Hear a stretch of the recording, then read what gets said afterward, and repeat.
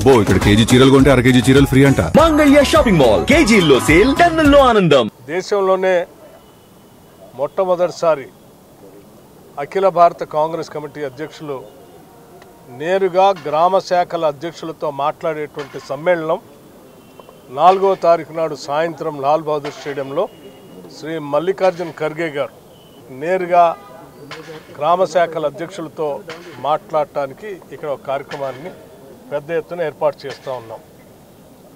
దీనికి సంబంధించి ఇప్పటికే రాష్ట్ర కాంగ్రెస్ కమిటీ అధ్యక్షులు మహేష్ కుమార్ గౌడ్ గారు, అఖిల భారత కాంగ్రెస్ కమిటీ తెలంగాణ రాష్ట్ర ఇన్ఛార్జ్ మీనాక్షి నటరాజన్ గారు పెద్ద ఎత్తున రాష్ట్ర వ్యాప్తంగా ఉన్నటువంటి జిల్లా అధ్యక్షులతో, అట్లాగే మండల ప్రెసిడెంట్తో, గ్రామ శాఖల అధ్యక్షులతో ఇప్పటికే వారికి సంపూర్ణమైనటువంటి సమాచారం అందించడం జరిగింది.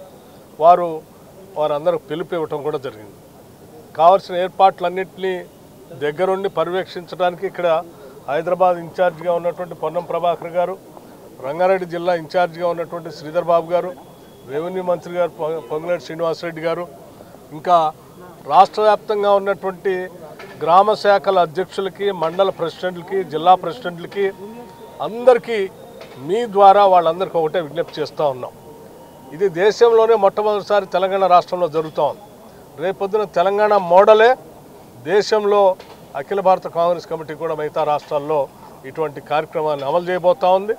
మొట్టమొదటిసారి అఖిల భారత కాంగ్రెస్ కమిటీ మనకే అవకాశం ఇచ్చినందుకు అఖిల భారత కాంగ్రెస్ కమిటీకి ధన్యవాదాలు చెప్తూ, మీ అందరూ కూడా తప్పనిసరిగా పెద్ద ఎత్తున ఒక దేశ స్థాయిలో ఉన్నటువంటి అధ్యక్షుడితో కలవటానికి, మాట్లాడటానికి మొట్టమొదటిసారి మనందరికీ అవకాశం వచ్చింది. కాబట్టి మీరందరూ కూడా పెద్ద ఎత్తున తరలి రావాల్సిందిగా ఈ సందర్భంగా విజ్ఞప్తి చేస్తూ ఉన్నాం.